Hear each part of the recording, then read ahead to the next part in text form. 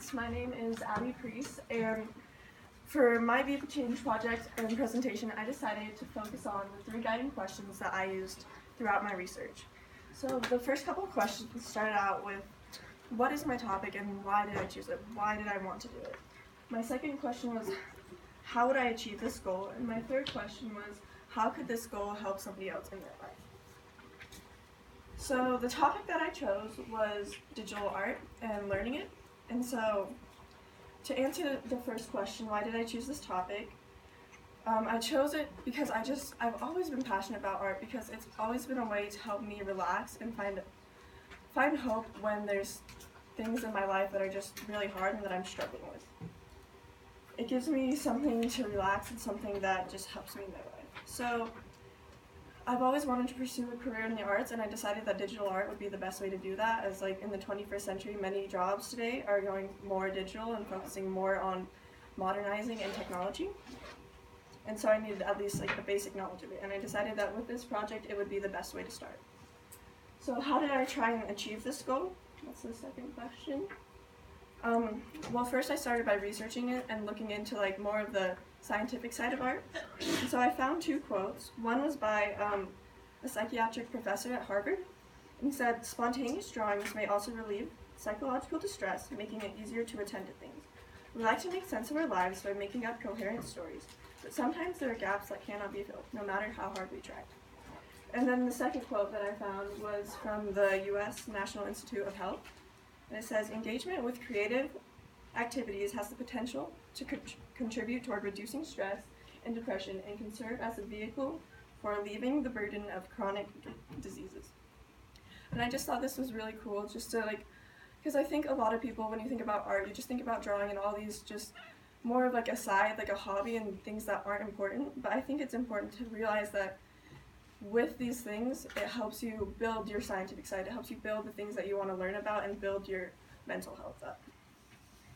Okay, so the first steps I took in trying to achieve this goal, I needed a device to do digital art on. So there's many different types of devices. You can do it on a laptop, computers, like Microsoft programs, Apple programs, and I just had to research all of these different programs. I had to figure out which ones I wanted to use and what benefits they had. So after a while of researching, I decided upon an iPad Pro because it's the program you use on iPad Pro is called Procreate, and it's simpler than the one you use on Microsoft, and I thought if I'm beginning, I should probably start with something easier to do.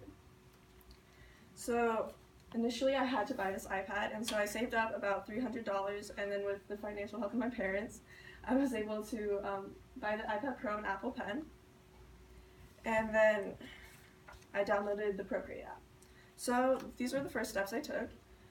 And after that, I decided that I needed to learn the basics. It's like a really complex program, and there's so many things that are a part of it that you wouldn't realize are a part of it until you learn about them. So I watched what seemed like 1,000 different YouTube videos from different artists and different teachers. And to be fair, I still don't know how to use the program very well, but I think I'm getting better at it. And so after watching all these videos and learning different things, I started drawing, and I came up with my first piece. And I started with a lot of practice pieces first, and I'm not going to show you those because they're pretty bad. And so I started with this one, and not going to lie, I drew Spider-Man because I didn't have to draw a face on it. That would be easier. So I started with that, and I focused on comic art because I thought that would be a cool career to pursue, like a comic book artist. But then I decided that cartoon style really wasn't my thing, and I tried something more realistic, so I did that.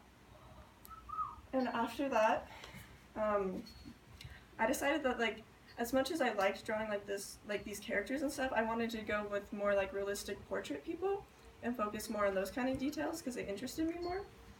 And so I went to these websites because I needed more information and ideas on how to draw these things.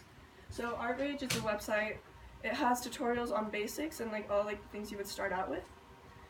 And then Skillshare, you have to have a membership, but being me and being somewhat cheap, I used the 30-day free trial at first to see if it was worth it. And it's such a cool app because it has all of these teachers and artists from around the world, and they just put their videos on there, and they have these lessons and things that you can tune into them and show your art, and people will comment on it, and I think that's super cool. And then Line of Action is also a website. It works on your speed and timing and all these things that help you like get faster at drawing and get better at these things. So after that, I decided to draw like more like portraits and faces. And so I did some practice images, and then this one, and I didn't really like that because it was just kind of like more like, it was still cartoony and I didn't like that. So I went to this and I did more of like a realistic picture. And then after that, I did this one. And so this one took me like, I don't know, probably a month because I didn't have time just to sit down and like work on it, but like going in between classes and spending time on it, I just thought it was really cool, and it helped me a lot to like figure out how to like settle down and just like stop thinking about other things and just work on one piece at a time. And I think that really helped me just learn that it's okay to focus on one thing at a time and not everything at once. So what makes this a Be the Change project for me? This is just an example of something that like it kind of relates to. It's a Manhattan Art International. Like they presented this thing where they bring all of these different artists together and they create a piece around a theme, and it was called The Healing Power of Art. And they brought all of these pieces together and like made an exhibit. And then they brought in, like, the rest of the article talks about all these people that they brought in from like hospitals, and they were able to like just go and walk through and like relate to all these different pieces. And I just thought it's like really cool that art can have an impact outside of like the creator. And just in summary, what I learned from this project was that, like, for me, it was that art is an outlet that provides a way for like the artist and the viewer to escape. It's a way for them to like leave their problems behind and like find an outlet through movies or media or animation or all these different things, and find a way to come back to their problem with maybe a different perspective. Thanks for coming to my TED Talk.